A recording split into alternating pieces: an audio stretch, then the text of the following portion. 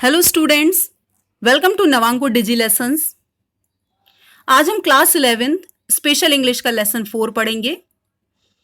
हमारा लेसन 4 एक पोयम है जिसका टाइटल है द ब्रूक। ब्रूक का मतलब होता है छोटी नदी और इसके पोइट हैं Alfred Lord Tennyson. First of all, let us know something about the poet. Alfred Tennyson, 1809 to 1892, the poet laureate of the United Kingdom after Wordsworth. Alfred Tennyson का जन्म 1809 में और इनकी मृत्यु 1892 में हुई। पोइट लॉरिएट का मतलब होता है राष्ट्रकवि। ये यूनाइटेड किंगडम के राष्ट्रकवि बने वर्ड्सवर्थ के बाद। लगभग 40 साल तक ये यूनाइटेड किंगडम के राष्ट्रकवि रहे। is one of the most popular English Victorian poets. ये विक्टोरियन एरा के जो कवि थे उनके बीच बहुत ही ज्यादा पॉपुलर थे। Much of his verse was based on classical और mythological themes. इनकी कविताओं की थीम ज्यादातर क्लासिकल यानी शास्त्रीय या मैथोलॉजिकल यानी कि पौराणिक होती थी। Although in memoriam was written to commemorate his best friend Arthur Hallam. हालांकि इनकी कविता इन मेमोरियम इन्होंने अपने बेस्ट फ्रेंड अर्थर हेलम को कॉमोमरेट करना मतलब होता है श्रद्धांजलि देना। अपने फ्रेंड अर्थर हेलम को श्रद्धांजलि देने के लिए लिखी थी। अर्थर हेलम इनके एक फेलो पोइट, इनके साथ के कवि, classmate at Trinity College Cambridge में इनके क्लासमेट भी थे। He was engaged to Tennyson sister. Arthur Hallam की एंगेजमेंट टेनिसन की बहन के साथ हुई but died from a cerebral haemorrhage. लेकिन अर्थर हेलम जो है उनकी डेथ सेरेब्रल मतलब होता है ब्रेन हेमरेज की वजह से उनकी डेथ हो गई थी। उन्हीं की याद में टेनिसन ने इन मेमोरियम पोयम लिखी थी, उन्हें ट्रिब्यूट देने के लिए, उन्हें श्रद्धांजलि देने के लिए। Tennyson was also a great nature poet. Tennyson एक बहुत ही महान नेचर पोइट भी थे। And the brook is one of Tennyson's most famous work. हमारी आज की पोयम द ब्रूक वो टेनिसन के मोस्ट फेमस वर्क्स में से एक है। In fact this lyric is part of a longer dramatic poem of the same name. यहां तक कि हमारी जो आज की पोयम है ये एक बड़ी ड्रामेटिक पोयम का एक हिस्सा है, यानी द ब्रूक नाम की एक लॉन्ग ड्रामेटिक पोयम है और हमारी आज की पोयम उसी का एक हिस्सा है। चलिए हमारी पोयम की थीम के बारे में जानते हैं। In this poem Tennyson speaks about the journey of a small brook which later joins a mighty river. इस पोएम में टेनिसन बात कर रहे हैं एक स्मॉल ब्रूक यानी एक छोटी नदी की जर्नी यानी यात्रा के बारे में, जो बाद में एक बड़ी सी नदी में जाकर मिल जाती है। This poem is narrated in the first person by the small brook. इस पोएम को नरेट करने वाला फर्स्ट पर्सन ब्रूक खुद है, यानी ब्रूक खुद अपनी यात्रा का वर्णन कर रही है इस पोएम में। Here we come across the journey of the brook till it merges in a bigger river. यहाँ हम देखेंगे इस छोटी नदी की यात्रा को कि ये कहाँ कहाँ से गुजरती है, तब तक जब तक कि ये एक बड़ी सी नदी में जाकर नहीं मिल जाती, तब तक कि इसकी यात्रा कैसी होती है वो हम आज की इस पोयम में देखेंगे। The harmony of sound with sense here is enchanting. इस कविता में जो तालमेल बिठाया गया है साउंड यानी ध्वनियों का, उसका अनुभव करना बहुत ही एन्चेंटिंग है। एन्चेंटिंग मतलब मोहक, मन को लुभाने वाला है। The refrain of the poem, इस पोयम की रिफ्रेन मीन्स होता है पुकार। इस पोयम की पुकार है contrast the careless flow of the brook with the brevity of human life. इस पोयम में एक कॉन्ट्रास्ट यानी एक तुलना की गई है careless flow of the brook, किस तरह से ब्रूक यानी जो छोटी नदी है वो केयरलेस यानी बेपरवाह होकर बहती है, उसकी तुलना ब्रीविटी ऑफ ह्यूमन लाइफ, ब्रीविटी मतलब अल्पता या संक्षिप्तता, मनुष्य जीवन की अल्पता या संक्षिप्तता से उसकी तुलना की गई है। यानी कि मनुष्य का जीवन बहुत ही छोटा होता है और ब्रूक जो है वो निरंतर बहती रहती है। मनुष्य जन्म लेते हैं और मर जाते हैं, लेकिन नदी जो है वो निरंतर बहती रहती है। तो इन दोनों के बीच की जो तुलना है वो इस पोयम में उस तुलना को दर्शाया गया है। चलिए हम अपनी पोयम देखते हैं। I come from haunts of coot and hern. I make a sudden sally and sparkle out among the fern to bicker down the valley. आई आई यहाँ पर ब्रूक खुद है, यानी नदी खुद अपनी यात्रा का वर्णन कर रही है। नदी कहती है आई कम फ्रॉम हॉर्न्स ऑफ कूट एंड हर्न। हॉर्न्स का मतलब होता है एक ऐसा स्थान, एक ऐसी प्लेस जहां पर आना जाना लगा रहता है, लगातार किसी का आना जाना चलता रहता है। तो नदी कहती है कि मैं एक ऐसे स्थान से आई हूं जहां पर कूट और हर्न, कूट जो है वो एक प्रकार की वाटर बर्ड है, और हर्न जिसका एक्चुअल नेम हेरन है, जिसका मतलब होता है बगुला। तो नदी कह रही है कि मैं एक ऐसे स्थान से आई हूं जहां पर कूट और हर्न का आना जाना लगा रहता है। यहाँ पे हेरन को हर्न फर्न के साथ राइमिंग करने के लिए लिखा गया है। एक्चुअल में हर्न का सही नेम हेरन है। I make a sudden sally. फिर नदी कहती है कि मैं सडन यानी तेजी से सैले यानी बहती हूं। And sparkle out among the fern, और स्पार्कल आउट यानी चमकते हुए बहती हूं। फर्न, फर्न मतलब एक प्रकार के पेड़ जिनके पत्ते बहुत ही बड़े आकार के होते हैं।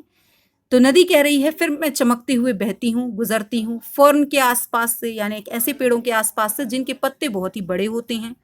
To bicker down the valley, bicker मतलब शोर करते हुए, डाउन यानी नीचे की तरफ, फिर मैं शोर करते हुए घाटियों से नीचे की तरफ बहती हूँ।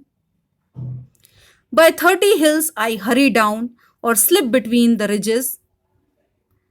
Bye 20 thorpes a little town and half 100 bridges. नदी कहती है कि फिर मैं 30 हिल्स यानी 30 छोटी पहाड़ियों के पास से तेजी से गुजरती हूँ, तेजी से बहती हूँ, और स्लिप करती हूँ रिजेस। रिजेस मतलब जो होते हैं पहाड़ियों के किनारे, उनको रिजेस कहा जाता है। फिर पहाड़ियों के बीच से मैं स्लिप करते हुए बहती हूँ। बाय 20 थोप्स, थोप्स मतलब होते हैं छोटे छोटे गांव। फिर मैं 20 गांवों से गुजरती हूँ। ए लिटिल टाउन, एक छोटे से कस्बे से गुजरती हूँ। And half 100 bridges, half 100 means 50 bridges से गुजरती हूँ। अब यहाँ पे जो संख्या बताई गई है 30, 20, 50, ये जरूरी नहीं है कि ये संख्या एग्जैक्ट, वो तो कवि की एक कल्पना है कि इतने गांव थे, इतनी पहाड़ियां थी, इतने ब्रिज थे। आप यहाँ पे मैनी का यूज भी कर सकते हैं। तो नदी कहती है कि मैं 30 छोटी छोटी पहाड़ियों से तेज गति से गुजरती हूँ, नीचे की तरफ बहती हूँ। फिर मैं पहाड़ियों के किनारों से बीच से स्लिप होकर गुजरती हूँ। फिर मैं 20 छोटे छोटे गांवों को पार करते हुए, एक छोटे से कस्बे से गुजरते हुए, हाफ ब्रिजेस को पार करते हुए बहती हूँ। Till last by Philip's farm I flow, फिर अंत में मैं फिलिप के फार्म पहुंचती हूँ और वहां से बहती हूँ। फिलिप यहाँ पर किसी इमेजिनरी पर्सन का नेम मेंशन किया गया है, उसके फार्म की बात की जा रही है कि फिलिप नाम का एक व्यक्ति है, उसके फार्म में लास्ट में नदी जो है वो पहुंचती है। टू ज्वाइन द ब्राइमिंग रिवर, और वो फ्लो कर रही है, बह रही है एक ब्राइमिंग, ब्राइमिंग मीन्स मार्जिन तक भरी हुई यानी ऊपर तक भरी हुई एक नदी, उसको ज्वाइन करने के लिए नदी जो है, ब्रूक जो है वो बह रही है। फॉर मैन में कम एंड मैन में go but I go on for ever. नदी कहती है मैन में गो, मैन में कम मैन में गो, यानी मनुष्य आते हैं और चले जाते हैं, यानी मनुष्यों का जन्म होता है और वो मर जाते हैं। But I go on for ever, लेकिन मैं निरंतर बहती रहती हूं। I chatter over stony ways, chatter means, वैसे चैटर का मतलब बकबक करना होता है, यहाँ पे साउंड के लिए चैटर वर्ड यूज किया गया है कि जब नदी है वो कह रही है कि जब मैं पथरीले रास्तों से गुजरती हूँ तो मैं एक तेज आवाज प्रोड्यूस करती हूँ। In little sharps and trebles, sharp मतलब होता है तीखे स्वर, तीखी आवाज, ट्रेबल्स मतलब होता है हाई पिच म्यूजिकल साउंड। तो नदी कह रही है जब मैं पथरीले रास्तों से गुजरती हूँ तो मैं एक तीखी आवाज करती हूँ, फिर एक हाई पिच साउंड प्रोड्यूस करती हूँ जो सुनने में बहुत ही मधुर लगती है। आई बबल इन टू एडेइंग बेज, फिर नदी जो है वो कह रही है कि मैं बबल्स बनाते हुए यानी बुलबुले बनाते हुए, एडेइंग यानी भंवर के साथ, बेज यानी खाड़ियों में जाकर गिर जाती हूँ। I babble on the pebbles, babble means होता है कंफ्यूजिंग साउंड, कंफ्यूजन करने वाली एक साउंड प्रोड्यूस करना। पेबल्स मीन्स होते हैं कंकड़ या छोटे छोटे पत्थर। तो नदी कह रही है फिर मैं छोटे छोटे कंकड़ों से, पत्थरों से होकर गुजरती हूँ तो एक कंफ्यूजिंग साउंड प्रोड्यूस करती हूँ। With many a curve my banks I fret, फिर नदी कह रही है कि मैं अपने किनारों से फ्रीट यानी जो छोटी परतें हैं उनको कुरेदते हुए एक कर्व जैसा बना देती हूँ, यानी एक मोड़ बना देती हूँ, अपने किनारों को नए नए मोड़ देती जाती हूँ। By many a field and fellow, फिर मैं कई फील्ड यानी कई खेतों से गुजरती हूँ। एंड फेलो, फैलो मीन्स ऐसे खेत जिनमें अभी फसल नहीं बोई गई है। And many a fairy foreland set, और कई ऐसे फॉरलैंड होते हैं, यानी कई ऐसे जमीन के टुकड़े होते हैं नदियों के बीच में, जिनको फेरीलैंड बोला गया है, यानी जहां परियों का आना जाना लगा रहता हो। तो फिर जो ब्रूक है वो कह रही है कि मैं एक ऐसे लैंड से गुजरती हूँ जो नदियों के बीच स्थापित हो गए हैं, जहां परियों का आना जाना लगा रहता है। विथ विलो वीड एंड मेलो, विलो मीन्स होता है सॉफ्ट, नर्म जो होती है, और वीड मतलब होती है अनवांटेड प्लांट्स यानी खरपतवार। एंड मेलो, मेलो एक प्रकार के पेड़ होते हैं जिनके पत्ते और तने रोएदार होते हैं। तो ब्रूक कह रही है कि फिर मैं अपने किनारों को कुरेदते हुए नए नए मोड़ दे देती हूँ, कर्व बना देती हूँ घुमावदार। फिर मैं कई खेतों से गुजरती हूँ और कई ऐसी भूमि, ऐसे खेतों से भी गुजरती हूँ जिनमें अभी तक अनाज नहीं बोया गया है। फिर मैं एक ऐसे लैंड, एक फॉरलैंड पे पहुंचती हूँ जहां परियों का आना जाना लगा रहता है। कई विलो वीड से होकर गुजरती हूँ, यानी कई नर्म जो है खरपतवार, उनके पास से गुजरते हुए, रोएदार पेड़ों के आसपास से गुजरते हुए अपनी यात्रा को आगे बढ़ाती हूँ। I chatter chatter as I flow, जैसे जैसे मैं बहती जाती हूँ मैं चैटर यानी आवाज करती जाती हूँ। टू ज्वाइन द ब्राइमिंग रिवर, और मैं बहती हूँ एक ऊपर तक भरी हुई नदी को ज्वाइन करने के लिए, उस नदी में मिलने के लिए। फॉर मैन में कम एंड मैन में go but I go on for ever, मनुष्य आते हैं और चले जाते हैं, उनका जन्म होता है और मृत्यु हो जाती है, लेकिन मैं निरंतर बहती रहती हूँ। I wind about and in and out, हवाएं जो हैं वो मेरे अंदर प्रवेश करती हैं, बाहर की तरफ जाती हैं। With here a blossom selling, मुझ पर कई कलियां, कई जो छोटे छोटे फूल होते हैं वो बहते रहते हैं। And here and there a lusty trout, और यहाँ वहाँ मेरे पानी में देखने को मिलते हैं लस्टी ट्राउट। लस्टी ट्राउट एक प्रकार की फ्रेश वाटर फिश होती हैं, यानी एक प्रकार की मछली जो फ्रेश वाटर में पाई जाती हैं। यहाँ आपको साइड में पिक में दिख रहा होगा लस्टी ट्राउट जो फिश होती हैं। And here and there a grayling, grayling भी एक प्रकार की फ्रेश वाटर फिश होती हैं। तो जो ब्रूक है वो कह रही है यहाँ वहाँ देखने को मिलती हैं लस्टी ट्राउट और grayling. And here and there a foamy flake upon me as I travel with many a silver water break about the golden gravel, यानी नदी कह रही है कि यहाँ वहाँ मुझ पर फोमी फ्लेक, फोमी फ्लेक मतलब होता है एक झागदार परत बन जाना। जब पानी बहुत तेज गति से बहता है तो उसके ऊपर एक झाग जैसा जम जाता है। तो नदी कह रही है जब मैं बहती हूं तो मुझ पर यहाँ वहाँ फोमी फ्लेक यानी झागदार परत देखने को मिलती है जैसे जैसे मैं यात्रा करती हूँ। With many a silver water break, यहाँ वहाँ छोटे छोटे कंकड़ पत्थर दिखाई देते हैं जो सिल्वर की तरह चमकते हैं। And about the golden gravel, और मेरा पानी गोल्डन ग्रेवल, गोल्डन यानी गोल्ड की तरह चमकती हुई ग्रेवल, ग्रेवल मतलब होता है बजरी, रेत, उसके ऊपर से गुजरता है। And draw them all along and I flow, और उन सबको अपने साथ लेते हुए मैं बहती जाती हूँ। टू ज्वाइन द ब्राइमिंग रिवर, एक ऊपर तक भरी हुई नदी से मिलने के लिए, उसमें जाकर अपने आप को समाहित करने के लिए। फॉर मैन में कम एंड मैन में go but I go on for ever, मनुष्य आते हैं और चले जाते हैं, उनकी जन्म होते हैं, उनकी मृत्यु होती है, पर मैं निरंतर बहती रहती हूँ। I steal by lawns and grassy plots, नदी कहती है कि मैं स्टील, स्टील मतलब चुपके से, मैं चुपके से गुजर जाती हूँ। लॉन्स यानी ऐसे एरिया जो घास वाले प्लॉट्स होते हैं उनके आसपास से, लॉन से गुजरती जाती हूँ, ग्रासी प्लॉट से गुजरती जाती हूँ। I slide by hazel covers, hazel एक प्रकार की झाड़ियाँ हैं, उनसे गुजरती हूँ। I move the sweet forget me nots, forget me notes जो हैं वो एक प्रकार के फ्लावर हैं जो पर्पल कलर के होते हैं और उनके बीच में येलो कलर के डॉट होते हैं। तो यहाँ पर, यहाँ साइड में पिक्चर में आपको दिख रहे होंगे फॉरगेट मी नॉट। तो जो ब्रूक है वो कह रही है कि मैं चुपके से लॉन या ग्रासी प्लॉट से गुजरती हूँ, फिर मैं झाड़ियों के बीच से गुजरती हूँ। I move the sweet forget me not, फिर मैं हिला देती हूँ, शेक कर देती हूँ, मूव कर देती हूँ फॉरगेट मी नॉट के फ्लावर्स को, जो कि नदी के जो आसपास का एरिया होता है वहाँ उगते हैं। That grow for happy lovers, और ऐसा माना जाता है कि हैप्पी लवर्स के लिए उगते हैं क्योंकि ये फ्रेंडशिप का और प्रेम का प्रतीक माने जाते हैं। आई स्लिप, आई स्लाइड, आई ग्लूम, आई ग्लैंस, ब्रूक कहती है मैं स्लिप होती हूँ यानी धीमे से गुजरती हूँ, स्लाइड यानी फिसलती हूँ, ग्लूम, ग्लूम यानी अंधकार से गुजरती हूँ। अंधकार से मतलब कई बार आसपास के जो पेड़ पौधे होते हैं, झाड़ियाँ होती हैं, उनके वजह से नदी की ऊपरी सतह पर अंधकार छा जाता है, अंधेरा हो जाता है। उसको कहा जा रहा है यहाँ पे ग्लूम यानी अंधकार से। ग्लैंस, चमकती हुई एरिया से गुजरती हूँ। एमंग माई स्कीमिंग स्वेलोज, और साथ में स्कीमिंग करना मतलब होता है तैरते हुए, स्वेलो मतलब होते हैं घूंट, तैरते हुए उन घूंट को ग्रहण करते हुए। I make the netted sunbeam dance, मैं एक जाल जैसा बना देती हूँ जिसमें सनबीम यानी सूर्य की किरणें पड़ती हैं और ऐसा प्रतीत होता है कि वो एक जाल में फंस गई हैं और वो उसी जगह पर मंडराती रहती हैं, डांस करती रहती हैं। अगेंस्ट माई सैंडी सेलोज, यानी एक जाल कहाँ बना दिया जाता है, एक ऐसा एरिया जहाँ पर बहुत ही कम हो और रेत के कण दिखाई देते हैं और उन पर जब सन की किरणें यानी सूर्य की किरणें पड़ती हैं तो वो चमकती हैं और डांस हिलने लगती हैं, तो डांस का मूवमेंट बताया गया यहाँ पे। तो ब्रूक कह रही है कि मैं स्लिप होती हूँ, स्लाइड करती हूँ, अंधकार से गुजरती हूँ, रोशनी से गुजरती हूँ। एमंग माई स्किमिंग सेलोज, मेरी ऊपरी परत जो बहती जाती है, तैरती हुई जाती है, उस घूंट को मैं ग्रहण करती हूँ। फिर सैंडी सैलोज यानी एक ऐसा एरिया जहां पर पानी बहुत ही कम होता है और रेत के कण दिखाई देते हैं, वहां पर एक जाल जैसा बना देती हूँ जिसमें फंसकर सनबीम यानी सूर्य की किरणें जो हैं वो नाचने लगती हैं।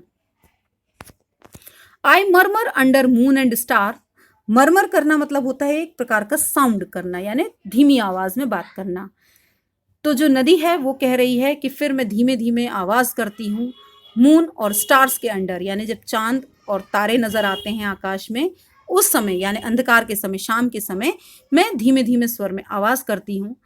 इन ब्रैम्बली विल्डरनेस, विल्डरनेसेस मतलब होता है बंजर भूमि और ब्रैम्बली मतलब होती है कांटेदार। फिर मैं गुजरती हूँ कांटेदार या बंजर भूमियों से। I linger by my shingly bars, shingly bars मतलब होता है छोटे छोटे पत्थर। फिर मैं लिंगर, लिंगर करना मतलब होता है टकराना, फिर मैं टकराती हूँ छोटे छोटे कंकड़ पत्थरों से। आई loiter round my creases, creases मतलब एक प्रकार का पेड़ होता है जो पत्ता गोभी के आकार का दिखता है। लॉइटर करना मतलब होता है आवारा घूमना। तो जो ब्रूक है वो कह रही है फिर मैं आवारा घूमती हूँ उन छोटे छोटे पौधों के आसपास से। And out again I curve and flow, फिर वहां से बाहर निकलती हूँ, एक मोड़ जो रहता है वहां मुड़ जाती हूँ और फिर आगे की तरफ बह जाती हूँ। टू जॉइन द ब्राइमिंग रिवर, एक ऊपर तक भरी हुई नदी को मिलने के लिए। फॉर मैन में कम एंड मैन में go but I go on for ever, मनुष्य आते हैं और चले जाते हैं, उनका जन्म होता है और मृत्यु होती है, but I go on for ever, लेकिन मैं निरंतर बहती रहती हूँ। अब इस पोएम का पूरा सेंस क्या है, इसकी समरी क्या है, वो और देख लेते हैं। When the brook emerges from the mountains, जब एक छोटी नदी पहाड़ों से उत्पन्न होती है, its movement is very noisy and quick and it is very energetic. उस समय जो नदी होती है उसका मूवमेंट बहुत ही नॉइसी यानी आवाज करने वाला, बहुत क्विक, बहुत तेजी से बहने वाला उसका पानी होता है, बहुत तेज आवाज होती है, वो बहुत ही एनर्जेटिक नजर आती है यानी बहुत ही ऊर्जावान होती है वो नदी। It is in a rush to achieve its goal, वो बहुत तेजी से भागती है अपने गोल को, अपने लक्ष्य को प्राप्त करने के लिए, और उसका लक्ष्य क्या होता है, ज्वाइनिंग द ओवरफ्लोइंग रिवर, ऊपर तक भरी हुई ओवरफ्लो होने वाली जो नदी है उसको ज्वाइन करना, उसमें जाकर मिल जाना उसका एकमात्र लक्ष्य होता है। उस लक्ष्य को प्राप्त करने के लिए वो तेजी से भागती है। सिमिलरली मैन, इसी प्रकार से मनुष्य जो हैं इन हिज यूथ, अपनी युवावस्था में बहुत ही लाइवली होते हैं यानी बहुत ही सजीव होते हैं। एजाइल, एजाइल मतलब होता है तेज होते हैं, फुर्तीले होते हैं, एनर्जेटिक होते हैं यानी ऊर्जावान होते हैं, एक्टिव होते हैं, सक्रिय होते हैं। The brook in its early stage is very fast and overcomes all the hurdles, जब ब्रूक अपनी अर्ली स्टेज यानी शुरुआत की स्टेज में होती है तब वो बहुत तेजी से बहती है और उसके बीच जितनी भी हर्डल्स यानी बाधाएं आती हैं, हार्ड ऑब्जेक्ट्स आते हैं यानी कठोर ऑब्जेक्ट्स आते हैं, स्टोन्स यानी पत्थर आते हैं, छोटे छोटे कंकड़ आते हैं उसकी यात्रा में, वो उन सबको पार कर जाती है। This can be compare to man, इसका कंपेरिजन मनुष्यों से किया जा सकता है, जिस इसी तरह से मनुष्य जो है इन हिज यूथ, अपनी युवावस्था में, हु इज एंथुसियास्टिक, जो बहुत ही एंथुसियास्टिक होते हैं, ऊर्जावान होते हैं, उस समय मतलब उस कंडीशन को नदियों से कंपेयर किया गया है। And can strive and accept all the challenges that come in his ways, उसी तरह से जिस तरह से नदी अपने रास्ते में आने वाले सारे ऑब्जेक्ट, सारे हर्डल्स को पार कर देती है, वैसे ही जो मनुष्य हैं अपनी युवावस्था में हर चीज़ को पाने का प्रयास, स्ट्राइव यानी कोशिश करते हैं, और उनके बीच जितने भी चैलेंजेस आते हैं उन सबको वो एक्सेप्ट कर लेते हैं जो उनके रास्ते में आते हैं। During the journey the brook takes along with it silt. जब नदी अपनी यात्रा करती है तो वो अपने साथ सारे सिल्ट मतलब होता है मिट्टी, रेत के कण, वो सब, ग्रेवल मतलब होता है बजरी, कंकड़, ब्लॉसम्स मतलब होती हैं कलियां, एंड फिश, इन सबको वो अपने साथ बहा ले जाती है। Similarly man also takes away different peoples he comes across along with him. इसी तरह से मनुष्य जो हैं अपने जीवन में उनसे मिलने वाले जितने व्यक्ति होते हैं जिनके वो संपर्क में आते हैं उन्हें अपने साथ लेते हुए अपनी यात्रा को आगे बढ़ाते हैं, अपने जीवन को आगे बढ़ाते हैं। In some way to accompany him ahead in the journey of life. वो उन सबको अपने साथ इसलिए ले लेते हैं ताकि आगे की यात्रा में वो उनको कंपनी दे सके, उनका साथ दे सके। इसलिए मनुष्य अपने से मिलने वाले व्यक्तियों को अपने साथ लेते हुए अपने जीवन को आगे बढ़ाते हैं। When the brook comes closer to the river, जब ब्रूक जो है अपनी नदी जिसमें उसको मिलना है उसके पास पहुंच जाती है, इट्स मूवमेंट बिकम्स स्लो। तब उसका मूवमेंट, उसका बहाव जो होता है बहुत स्लो हो जाता है, स्मूथ हो जाता है, वो आराम से बहने लगती है। Which can be compare to man in his old age. इसको कंपेयर किया जा सकता है मनुष्यों की ओल्ड एज से। जब मनुष्य बूढ़ा हो जाता है तब उसकी एनर्जी भी समाप्ति की ओर बढ़ने लगती है, यानी उसकी ऊर्जा जो है वो खत्म होने लगती है। इसी तरह से नदी जो है वो जब बड़ी नदी से मिलने के लिए बहती है और जब वो उसके निकट पहुंच जाती है तो उसकी स्पीड स्लो हो जाती है। Who becomes very calm. इसी तरह से मनुष्य जब अपनी ओल्ड एज यानी जब बूढ़ा हो जाता है तो वो बहुत ही काम यानी शांत हो जाता है, जेंटल हो जाता है, सौम्य हो जाता है, सॉफ्ट हो जाता है, एंड लेथर्जिक, लेथर्जिक मतलब होता है सुस्त हो जाता है। The difference between the two is that. अब इन दोनों के जीवन में क्या अंतर है, ब्रूक यानी जो छोटी नदी है उसके जीवन में और मनुष्यों में क्या अंतर है। The brook is eternal. Brook जो है वो अनंत है, अविनाशी है। And keeps flowing on for ever, और हमेशा बहती रहती है। While man reaches his final destination, जबकि मनुष्य जो है वो अपने आखिरी डेस्टिनेशन पर पहुंचकर अब आफ्टर हिज ओल्ड एज, कब पहुंचता है वो अपनी ओल्ड एज के यानी बुढ़ापे के बाद, जब वो अपनी फाइनल डेस्टिनेशन यानी मृत्यु को प्राप्त करता है by meeting the horn of death, यानी उसका आखिरी डेस्टिनेशन क्या होता है, मृत्यु। यानी मनुष्य जो है ओल्ड एज को पार करके मृत्यु के पास पहुंचता है, लेकिन नदी जो है वो अनंत है, अविनाशी है, उसका कभी अंत नहीं होता, वो निरंतर बहती रहती है। यही इन दोनों में अंतर है, ब्रूक में और ह्यूमन लाइफ में। आई होप स्टूडेंट्स आपको ये पोयम अच्छे से समझ में आई होगी। So be happy and keep learning. Thank you.